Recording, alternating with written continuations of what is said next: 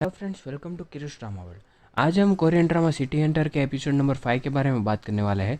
तो वीडियो शुरू करने से पहले आप सब लोग चैनल को सब्सक्राइब जरूर कर देना। तो चलिए ड्रामा की शुरुआत करते हैं। एपिसोड 5 के स्टार्टिंग में लियोन लीजिन को रोकने के लिए होटल की बिजली बंद कर देता है। इस वजह से लीजिन को सीओ कहाँ दिखाई नहीं देता।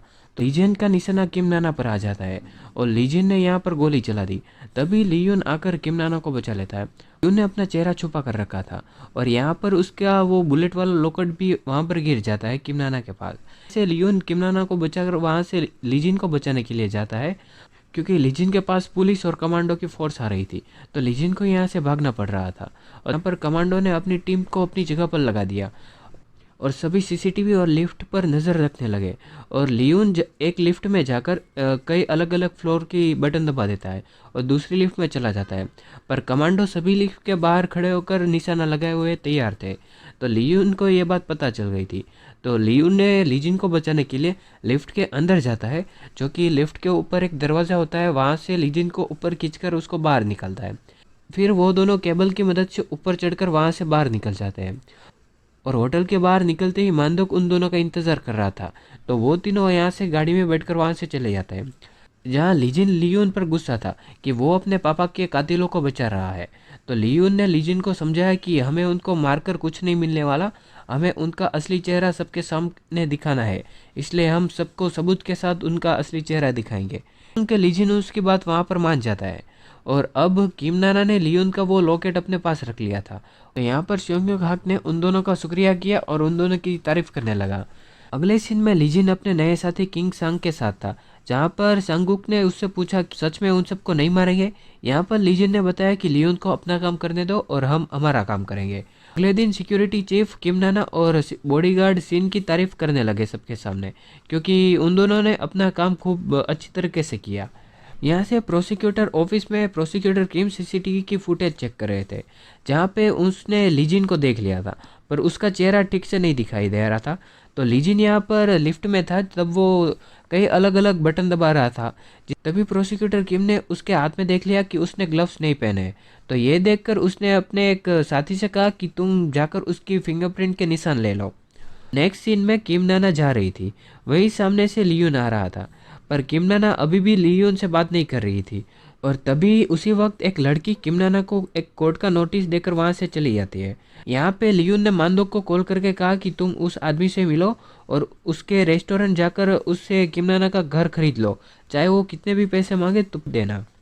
मानदोक वो रेस्टोरेंट जाकर उस आदमी से मिलता है, जहाँ पर मानदोक ने कहा कि मुझे वो घर खरीदना है, पर वो आदमी मना कर देता है। मानदोक ने उसके सामने पैसों से भरा बैग वो टेबल पर रख दिए और वो आदमी ने कहा कि अगर तुम्हें और पैसे चाहिए तो मैं दे दूंगा, पर वो घर तुम मेरे नाम पर कर दो। और उस आदमी ने मानदोक की बात मान ली और उसको घर बेच दिया। अगले सीन में किम नाना और लियोन वो दोनों दोजिन और उसकी बहन का घर शिफ्ट करने में उसकी हेल्प कर रहे थे, जहाँ पर उन दोनों के जाने के बाद लियोन ने किम नाना के चेहरे पर चोट देखी। तो लियोन यहाँ पर किम नाना के चेहरे पर एक क्यूट सी बैंडेज लगा देता है और यहाँ पर किम नाना शर्मा के वहाँ से चली जाती है। लियोन अपनी कार में किम नाना का पीछा करने लगता है, जहाँ किम नाना सही के पास जाती है, क्योंकि वो दोनों दोस्त थे। तो लियोन भी सही से मिलने के लिए उसके पास जाता है। तभी हॉस्पिटल के अंदर से प्रोसिक्यूटर किम भी बाहर निकलते हैं और ये चारों यहाँ पर मिल जाते हैं। तो सोई ने उन सबको अपनी हॉस्पिटल में बुलाया कॉफ़ी पीने के लिए, जहाँ पर लियोन टीवी ऑन करता है। तो न्यूज़ में किम कोक की न्यूज़ आ रही थी, जिसे देखकर किम नाना को अपने मॉम डैड के एक्सीडेंट की याद आने लगती है और वो कहती है कि चैनल तुम अभी बदल दो। अब वो तीनों कॉफ़ी पीकर वहाँ से बाहर निकलते हैं, पर किम नाना लियोन से नाराज़ थी तो वो प्रोसिक्यूटर किम के साथ चली जाती है। और फिर रात को किम नाना अपने मम्मी पापा को याद कर रही होती है। तभी लियोन का मैसेज आता है कि तुम सो गए हो क्या, पर किम नाना उसके मैसेज को इग्नोर कर देती है। और वापस लियोन का मैसेज आता है कि क्या तुम सच में सो गई हो, पर किम नाना उसके मैसेज का जवाब ही नहीं देती और लियोन उसके मैसेज का इंतज़ार कर रहा होता है। तभी वहाँ पर मानदोक आ जाता है और उसने कहा कि कैप्टन टीवी पर ऑनलाइन आ रहे हैं, तो तुम जल्दी से टीवी ऑन करो। जहाँ लीजन ने सियोयोंग हाक के बारे में पूछा कि क्या तुम्हें उसके बारे में कुछ पता चला, और लियोन यहाँ पर उसकी रिपोर्ट देता है। यहाँ पर वो कहता है कि सियोयोंग डिफेंस मिनिस्टर के गलत फ़ायदे उठा रहा है। वो मिलिट्री के जूते और जैकेट को डुप्लीकेट बनवाकर उन सबको देता है, जिससे उसका कमीशन बढ़ जाता है। और फिर कैप्टन ने उन दोनों को सो जाने के लिए कहा। मीटिंग खत्म हो जाने के बाद लियोन ने अपना बुलेट वाला लॉकेट ढूंढता है पर उसको मिलता नहीं, जो कि किम नाना के पास होता है। किम नाना भी उस लॉकेट के बारे में सोच रही होती है। अब दूसरे सीन में सियो यंग और प्रेसिडेंट जाई वो दोनों शूट आउट के बारे में बात करने लगते हैं, जहाँ सियो यंग बोलता है कि तुम्हें ली क्योंग वोंग के गले में जो बैज मिले, क्या तुम्हें वो याद है? वो बैज इस 83 में हुए मिशन के बारे में है, जो कि हमने उन सबको वहाँ पर मरवा दिया था। ये कोई उनमें से ही एक कर रहा है। पर प्रेसिडेंट जय बोले कि हमने तो उन सबको मरवा दिया था फिर, और ये बात हमारे अलावा किसी को पता भी नहीं है।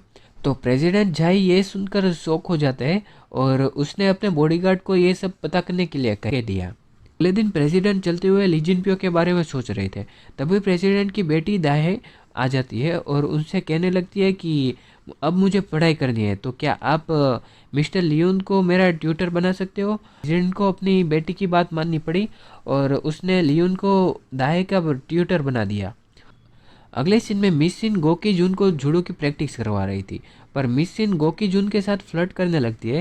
ये गोकी जून को पसंद नहीं आता और वो भागने की कोशिश करता है, पर मिस सिन उसको बार बार उठाकर पटक देती है, जिससे वो भाग नहीं पाता।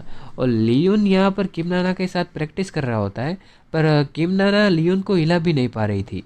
और फिर लियोन ने किम नाना को गिरा दिया और उससे पूछता है कि क्या तुम अब भी मुझसे नाराज़ हो, और किम नाना वहाँ से उठकर चली जाती है। प्रैक्टिस खत्म हो जाने के बाद गोकी जून और लियोन वो दोनों अपना काम करने लगते हैं। अभी कोई एक हैकर उनकी सिक्योरिटी के साथ छेड़खानी करने की कोशिश करता है, जहाँ पर गोकी जून काफ़ी परेशान लग रहा था, तो उसकी वजह से वो अपना काम ठीक से नहीं कर पाया। तभी लियोन ने गोकी जून की मदद करते हुए उसका काम कर दिया और उस हैकर का आईपी एड्रेस ट्रैक करके उनको पकड़वा देता है। इसे नेक्स्ट सीन में प्रेसिडेंट जाई का बॉडीगार्ड वो दोनों बच्चों को ढूंढने लगता है, जो कि नाना के बेसमेंट में रह रहे थे, पर वो लोग यहाँ से शिफ्ट हो गए थे, तो उसको वहाँ पर कुछ मिलता नहीं, तो वो बॉडीगार्ड वहाँ से जा रहा था। तभी वहाँ पर उसको किम नाना दिखाई देती है, तो किम नाना का घर का एड्रेस उस बॉडीगार्ड को पता चल जाता है। लियोन अपना काम खत्म करके अपने घर जा रहा था, तभी उसके चीफ ने सबको खाने के लिए इनवाइट किया, पर लियोन ने उसको मना कर दिया। पर चीफ ज़बरदस्ती लियोन को अपने साथ ले गए और गोकी जून काफ़ी परेशान था, तो उसने कुछ ज़्यादा ही ड्रिंक कर ली। इस वजह से लियोन को उसको बाहर लेकर आना पड़ा और गोकी जून के लिए उसने एक ड्राइवर बुक किया।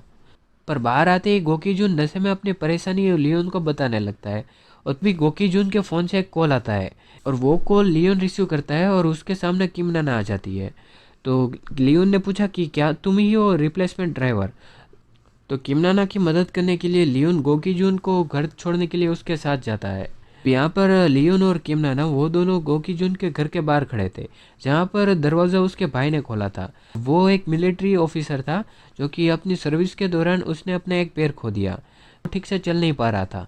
लियोन ने गोकी जून को उसके बेड पर सुला दिया और वो दोनों वहाँ से चले जाते हैं। अब वो दोनों एक बस में बैठे थे, जहाँ पर लियोन सोने का नाटक कर रहा था और उसने किम नाना के कंधे पर अपना सर रख के सो रहा। वहाँ से लियोन किम नाना को घर छोड़ने के लिए जाता है, पर किम नाना के घर पर प्रेसिडेंट जाय का बॉडीगार्ड किम नाना के घर पे जासूसी कर रहा था। तो किम नाना अपने घर में जाती है, तो वो बॉडीगार्ड छुप जाता है। लियोन बाहर खड़ा था, तो उसने वहीं पर ही उसको देख लिया और लियोन ने किम नाना को बचाने के लिए एक आवाज़ दी। तो वो बॉडीगार्ड वहाँ से नीचे जा रहा था और लियोन ने उसका पीछा किया, पर उसने अपना चेहरा छुपा लिया।